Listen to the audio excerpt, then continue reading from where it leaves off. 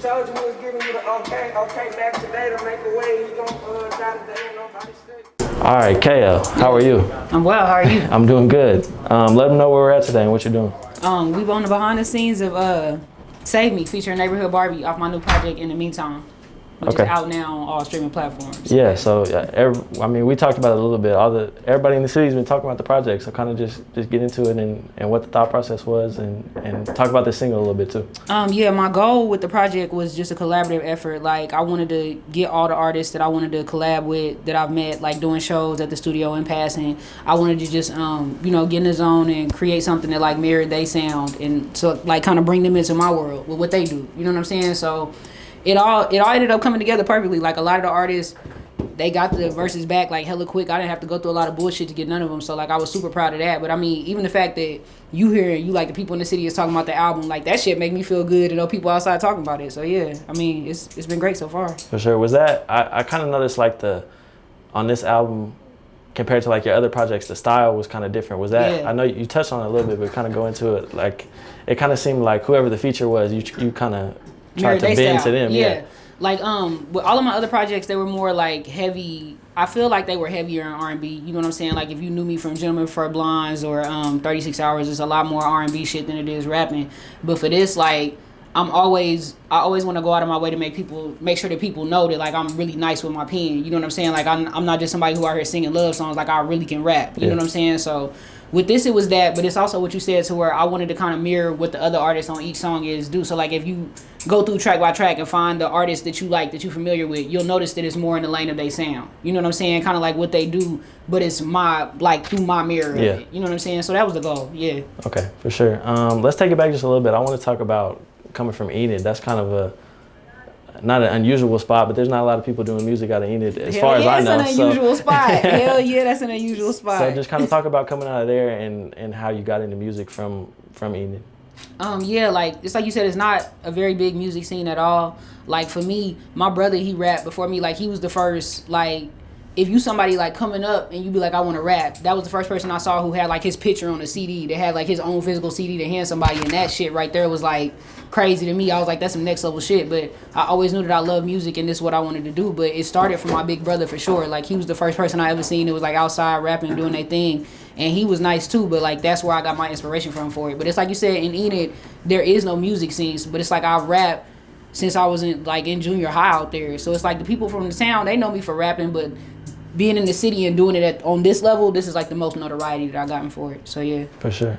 So what's the process like? How are you were you recording music in Enid, I assume?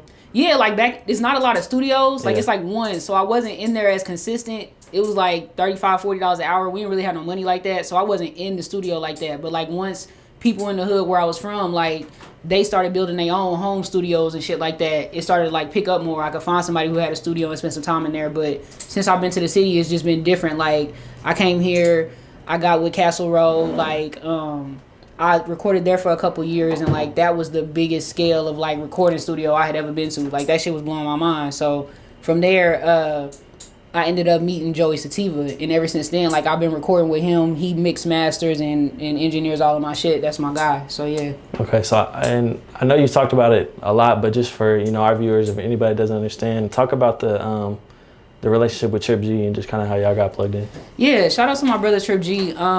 Like I said, being out here in the Oklahoma City scene, like grinding it out, trying to get your look, get your name on people's radar. Like, Tripp was a guy who he's been outside doing it in Oklahoma City for like 10, 11 years. You know what I'm saying? He's been out here since he was in school. So it's like, he's a household, like, people know him. You know what I'm saying? Like, even if you aren't a fan, he's somebody who's been outside so long, you have to know of him because of his work ethic. You know what I'm saying? So for him, he has Trippy Nights and he has Trippin' Friends, which are events that he hosts like every month, 2 different weekends. And like, he invited me to come do a show.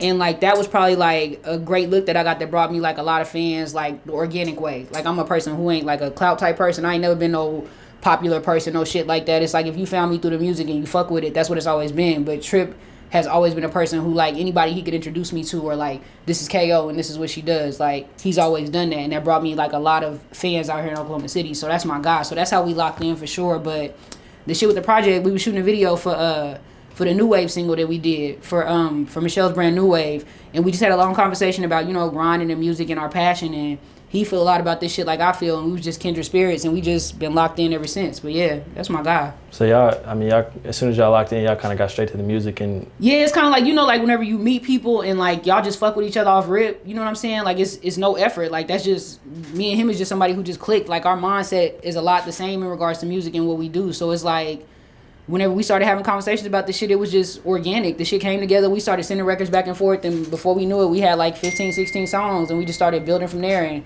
Hustle Soul Separately just came about. For sure. So yeah. Let's get into, since we're here shooting the single, the video with Barbie for Save Me. Talk about just kind of how that relationship came about and how you got her in the studio on the album. The Barbie situation actually came about through Tripp and Friends too. I did a Tripp and Friends that was themed the Hot Girl Takeover, and it was myself, Neighborhood Barbie, and Galore. And like it was just I guess some artists who like had a little buzz out here, and we all did a show together at Tripp and Friends. That was my first time meeting or even experiencing them.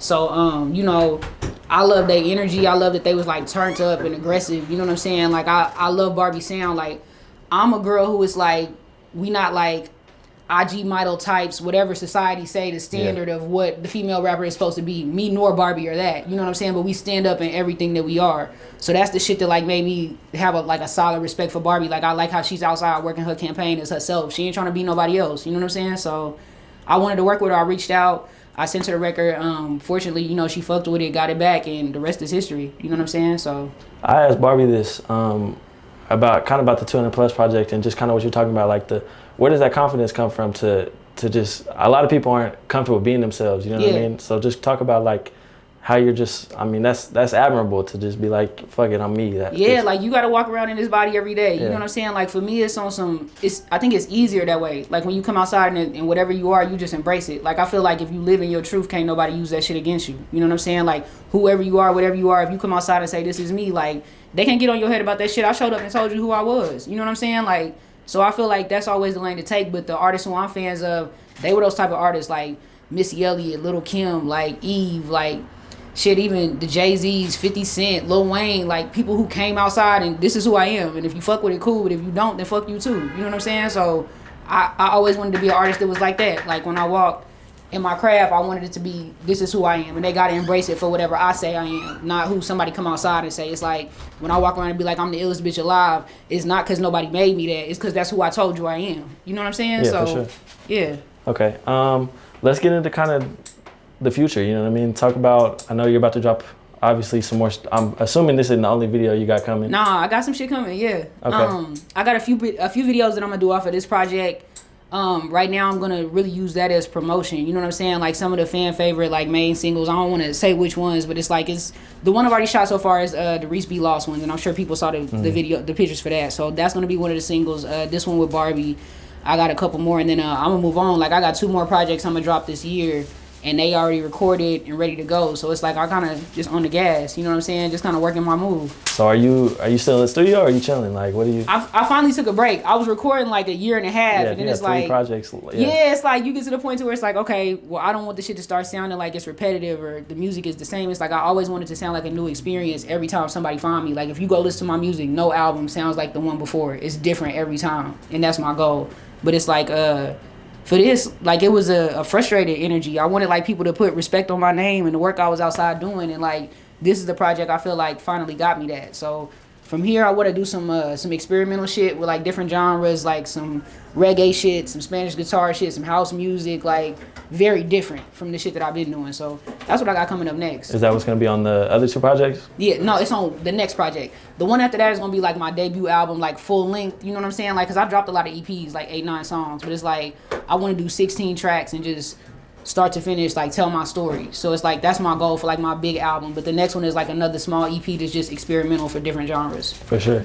I'm excited to hear it. You definitely bubbling. You and Barbie are repping for the women in the city for sure. Yeah, man, so. I'm hype about it. Like, Yeah. and I love the unity between me and her. You know what I'm saying? Like, people always try to push it that the women have to have an issue or we have to compete. But it's like me and Barbie respectively do 2 different things, like in our own lanes, and it's both dope. You know what I'm saying? So it's like I think doing shit like this, the video, the singles, just to see us together, I think it says a lot for like unity and where we at. So that's my goal with the shit. Okay, last thing I want to ask you, just talk about.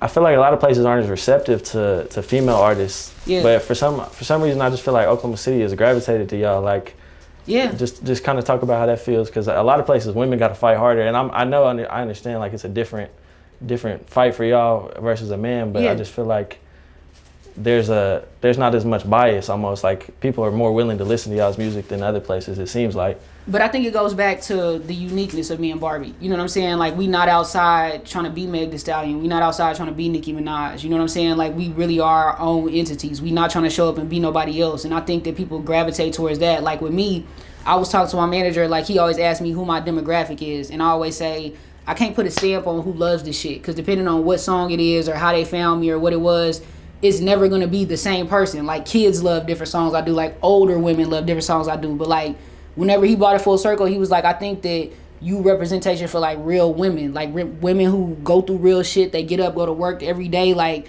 they got a real life going on. They not trying to be like, you know, they not gangsters. They not in a strip club. They not that. It's just real women. So it's like, for me, I think that that's the shit that makes it easier to embrace. But on top of that, it's really good fucking music. You know what I'm saying? So it's not just those women. Like, men will hear that and be like, oh no, this shit is good. I fuck with this. This sounds like some shit that might be on the radio or some shit. You know what I'm saying? So I think that all plays a part into it. It's like who you show up and whoever you are, like how people gravitate to it. I want to see people that's like me. Like, I fell in love with Missy because she was like somebody who looked like me. You wasn't no model. Like, you was doing something different, but you look like women I knew. You know what I'm saying? Yeah. So, yeah. For sure.